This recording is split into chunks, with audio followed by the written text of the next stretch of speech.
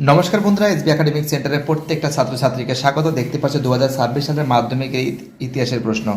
মাধ্যমিকের ইতিহাসের প্রশ্ন যে এত ভালো হবে সেটা আমি কখনো ভাবতে পারিনি। প্রতি বছর যেভাবে মাধ্যমিকের ইতিহাসের প্রশ্ন করে, বিগত বছরের তুলনায় এবছরের মাধ্যমিকের ইতিহাসের প্রশ্ন কিন্তু খুব ফাটাফাটি হয়েছে। দেখো, যা যা বলেছি তাইতে এসেছে।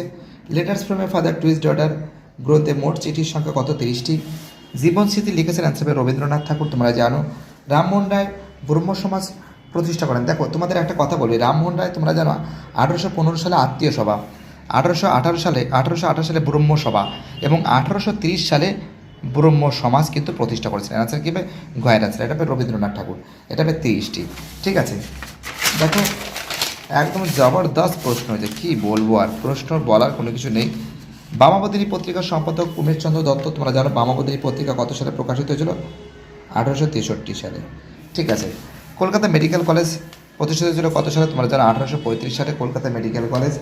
ঠিক আছে, পরের যে প্রশ্ন আছে আমরা দেখতে পাচ্ছি যে ভারতের প্রথম ঔপনিবেশিক অরণ্য আইন। দেখো, তোমরা জানো ঔপনিবেশিক অরণ্য আইন, প্রথম অরণ্য আইন হয়েছিল 1865 সালে এবং 1878 সালটা কিন্তু দ্বিতীয় অরণ্য আইন হয়েছিল। ঠিক আছে, দ্বিতীয় অরণ্য আইন। তাই অ্যান্সার কি হবে? কোয়ার অ্যান্সার হবে। পরের প্রশ্ন আমরা দেখতে পাচ্ছি গোয়া মুন্ডা ছিলেন মুন্ডা বিদ্রোহের নেতা। ঠিক আছে, 19 শতকে সভা সমিতি যুগ বলেছেন কে? উনি নিশ্চিত বলেছেন। ঠিক আছে, পরের প্রশ্ন কী বলেছে? বন্দে মাতরম সঙ্গীত। দেখো, বন্দে মাতরম সঙ্গীত যেটা আছে তোমরা জানো 1875 সালে কে? বঙ্কিমচন্দ্র চট্টোপাধ্যায়, জানো। ভারত সভা প্রতিষ্ঠিত হয় কত সালে? 1876 সালে। বলো তো কে বলেন? সুরেন্দ্রনাথ বন্দ্যোপাধ্যায়। কে? সুরেন্দ্রনাথ বন্দ্যোপাধ্যায়। তো দেখো, তোমাদের অ্যান্সার একটু এক্সট্রা বলে দিচ্ছি, প্রশ্নগুলো অ্যান্সার সমেত আমি তুলে ধরছি। পরে প্রশ্ন বসু বিজ্ঞান মন্দির, তোমরা কে? বসু বিজ্ঞান মন্দির কী হবে? জগদীশ চন্দ্র বসু হবে। বসু বিজ্ঞান মন্দির কী হবে? জগদীশ চন্দ্র বসু হবে। ভারতে হাফ টোন প্রিন্টিং পদ্ধতি প্রবর্তন করেন কে? উপেন্দ্র কিশোর রায়চৌধুরী। কে করেন? অ্যান্সার হবে উপেন্দ্র কিশোর রায়চৌধুরী। ওকে, চলো আমাদের পরে প্রশ্ন বলেছে নিখিল ভারত ট্রেড ইউনিয়ন কংগ্রেসের প্রথম সভাপতি ছিলেন কে? লালা লাজপত রায়। পরে প্রশ্ন বারদৌলি সত্যাগ্রহ আন্দোলন হয়েছিল কোথায়? অ্যান্সার হবে গুজরাটে। দেশপ্রাণ নামে পরিচিত কে? অ্যান্সার হবে বীরেন্দ্রনাথ শাসমল। দুকড়ি বালা দেবী যুক্ত ছিলেন বিপ্লবী আন্দোলনে। ঠিক আছে, কনকলতা বড়ুয়া ছিলেন, তোমরা জানো। এর অ্যান্সার হবে ভারত ছাড়া আন্দোলনে। ঠিক আছে, কি বলছে বুঝতে পারছো? দেখো, দলিতদের হরিজন আখ্যা দিয়েছেন, অ্যান্সার হবে গান্ধীজি। ভারতের সেনাবাহিনী গোয়া দখল করে 1961 সালে। ভারতীয় সেনাবাহিনী গোয়া দখল করে কত সালে? 1961 সালে। পরে প্রশ্ন হরি সিং রাজা ছিলেন, অ্যান্সার হবে কাশ্মীরের রাজা ছিলেন। কোথাকার রাজা ছিলেন? কাশ্মীরের রাজা ছিলেন। তো দেখো, এবার দেখো বঙ্গদর্শন পত্রিকা প্রথম সম্পাদক কে ছিলেন? তো দেখো এর অ্যান্সার হবে, তো তোমরা জানো বঙ্গদর্শন পত্রিকার সম্পাদক কে ছিলেন? বঙ্কিমচন্দ্র চট্টোপাধ্যায়। দেবেন্দ্রনাথ ঠাকুর কত খ্রিস্টাব্দে ব্রহ্ম সমাজে যোগ দেন? 1843 সালে। বিরাট ষড়যন্ত্র মামলা শুরু হয় 1929 সালে। মতুয়া ধর্মমতের প্রতিষ্ঠাতা কে ছিলেন? তোমরা জানো, অ্যান্সার হবে শ্রী হরিচাঁদ ঠাকুর। অ্যান্সার কি হবে? শ্রী হরিচাঁদ ঠাকুর। ওকে, পরের প্রশ্ন বিপিনচন্দ্র পালের জীবনীমূলক গ্রন্থের নাম 70 বছর। ঠিক আছে, সত্য আছে, মানে ঠিক আছে। ওকে, পরের প্রশ্ন প্রথম ভারতের সব ব্যবসাকারী হলেন মধুসূদন দত্ত। না, এটা মধুসূদন গুপ্ত। কত সালে হয়েছিল বলো তো? 1836 সালে। কে করেছিলেন? মধুসূদন গুপ্ত করেছিলেন। গগেন্দ্রনাথ ঠাকুর ছিলেন ব্যঙ্গচিত্রশিল্পী। ঠিক আছে। জাতীয় শিক্ষা পরিষদের 1906, এটাও ঠিক আছে। দেখো, এবার আমি কিন্তু তোমাদের কিন্তু যেটা সলভ করে দেবো সেটা কিন্তু স্তম্ভ মিলাও। দেখো, বল্লভভাই প্যাটেল হবে কী হবে? বারদৌলি সত্যাগ্রহ। বি আর আম্বেদকর কী হবে? দলিত আন্দোলন। রশিদ আলী কী হবে? ছাত্র আন্দোলন। মেজর জেনারেল জয়ন্তনাথ চৌধুরী হবে হায়দ্রাবাদ হবে, অর্থাৎ 4, 3, 2, 1। ওকে, দেখো এগুলো তো ম্যাপ পয়েন্টিং তোমাদের কিন্তু জানো। তোমাদের আমি বলেছিলাম যে কৃষক আন্দোলন যে কোনো একটা করলে হবে। কোল বিদ্রোহ, মহাবিদ্রোহ, এই বিদ্রোহ থেকে একটা আসবে এবং তার সঙ্গে কোল বিদ্রোহ, সাঁওতাল বিদ্রোহ, মুন্ডা বিদ্রোহ, এখান থেকে একটা প্রশ্ন আসবে। তো সেখান থেকেই দিয়েছে, ভয়ের কোনো কারণে। খুব ইজি প্রশ্ন, এত ভালো প্রশ্ন যে হবে সেটা আমি কখনো ভাবতে পারিনি। দেখো এখানে, এবার দেখো এখানে দেখো কী বলেছে। স্বর্ণদেবী চৌধুরী আত্মজীবনী গ্রন্থের নাম কি? জীবনে ঝরা পাতা। কলকাতা বিশ্ববিদ্যালয় প্রতিষ্ঠিত হয় কত সালে? 1857 সালে। তো দেখো এগুলো কিন্তু দৃষ্টিহীনদের জন্য, তোমাদের জন্য না, যারা দৃষ্টিহীন ঠিক আছে তাদের জন্য, সেগুলো কিন্তু আমি সলভ করে দিচ্ছি। শহীদ মুন্ডা ছিলেন কোল বিদ্রোহের নেতা। সাঁওতাল বিদ্রোহের একজন নেতা নাম কি? সিধু কানু। দুটোই লিখে দিয়েছি তোমার জন্য। সাঁওতাল বিদ্রোহ কত সালে হয়েছিল? 1855 সালে হয়েছিল। ঠিক আছে, আমাদের পরের প্রশ্ন দেখো। এবারে দেখো এখান থেকে বিবৃতিগুলো দেখো এখানে করা হয়েছে, দেখো ভালো করে দেখে নাও। যে এদেশে পাশ্চাত্য শিক্ষা বিস্তারের স্যার চার্লস উডের শিক্ষা সংক্রান্ত নির্দেশনা খুবই গুরুত্বপূর্ণ। দেখো এখানে কিছু বিবৃতির ব্যাখ্যা 3 হবে। তিনি এদেশে কোম্পানি বোর্ড অফ কন্ট্রোলের সভাপতি ছিলেন। 2.5 ব্যাখ্যা কিন্তু 3 হবে। 2.5 ব্যাখ্যা কী হবে? ব্যাখ্যা কিন্তু 3 হবে। তার কারণটা কী বলতো, এই দেশের এই আইনের উদ্দেশ্য ছিল ব্রিটিশ সাম্রাজ্যবাদী স্বার্থ চরিতার্থ করা। এই আইনের উদ্দেশ্য ছিল ব্রিটিশ সাম্রাজ্যবাদী স্বার্থ চরিতার্থ করা।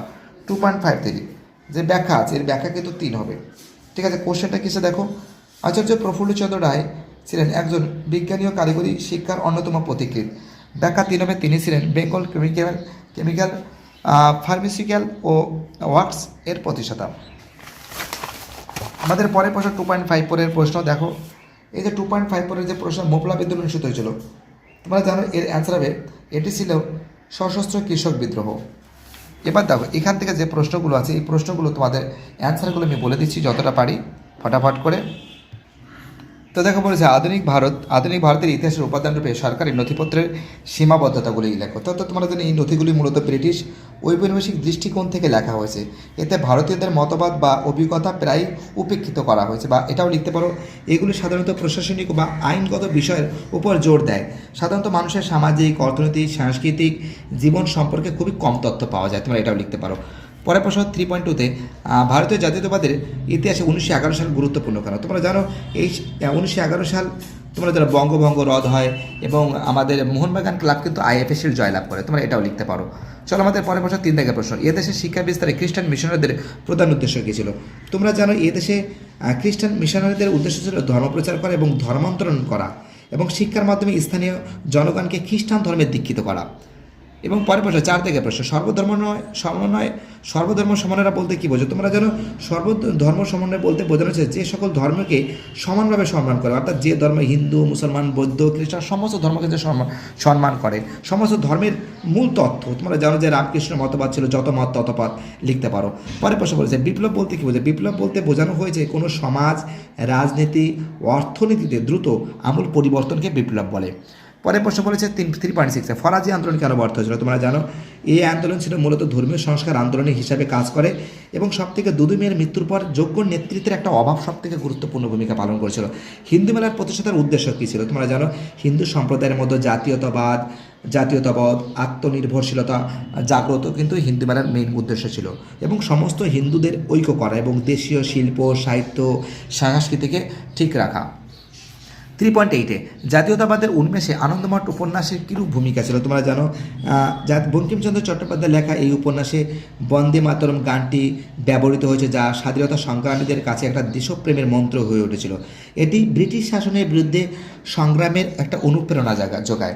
পঞ্চনন কর্মকার কে ছিলেন? তোমরা জানো তিনি ছিলেন বাংলা মুদ্রণ শিল্পের একজন পথিকৃৎ, একজন হরফ টাইপ তৈরি করার জন্য পরিচিত ছিলেন। এবং পরের প্রশ্ন 3.10 বেঙ্গল টেকনিক্যাল ইনস্টিটিউট কেন প্রতিষ্ঠিত হয়েছিল? তোমরা জানো এর উদ্দেশ্য ছিল ব্রিটিশ ঔপনিবেশিক শিক্ষা ব্যবস্থার বিকল্প হিসেবে জাতীয় শিক্ষা প্রদান করা এবং যেখানে ছাত্রদের কারিগরি বৃত্তিমূলক শিক্ষা শিক্ষিত করে তোলা মেইন উদ্দেশ্য ছিল। পরের প্রশ্ন কী বলেছে স্বদেশী আন্দোলনের বাংলা কৃষকরা কেন যোগদান করেনি? তোমরা জানো আন্দোলনটি মূলত মধ্যবিত্ত জমিদারদের মধ্যে সীমাবদ্ধ ছিল। কৃষকদের প্রধান সমস্যা ছিল জমিদারদের শোষণ, যা এই আন্দোলনে সেভাবে গুরুত্ব পায়নি। পরের প্রশ্ন কী বলেছে? নেক্সট প্রশ্ন 3.12 বলেছে ওয়ার্কস অ্যান্ড প্রেজেন্ট পার্টি কেন গঠিত হয়? তোমরা জানো এটি ছিল বামপন্থী রাজনৈতিক দল যা ব্রিটিশ ভারতের সমাজতান্ত্রিক আদর্শকে প্রচার করা। পরের প্রশ্ন বলেছে কার্লাইল সার্কুলার বলতে কী বোঝো? তোমরা জানো এই কার্লাইল সার্কুলারের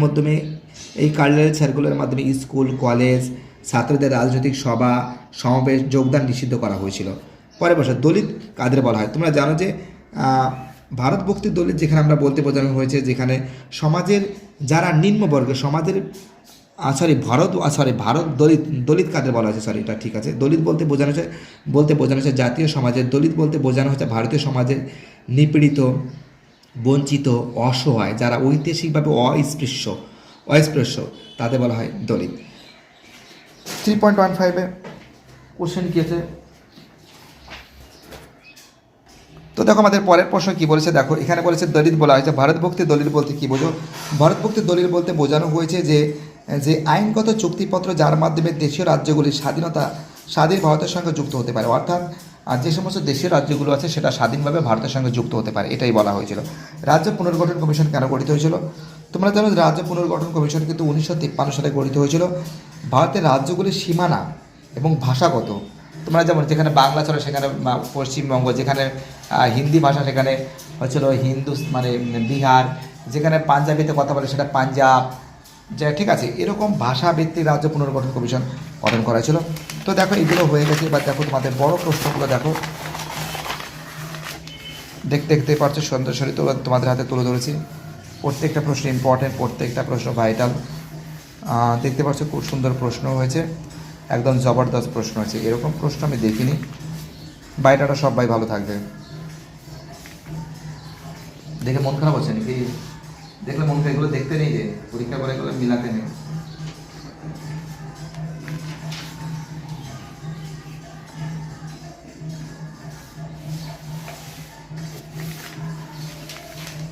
বাইটাটা সবাই ভালো থাকবে।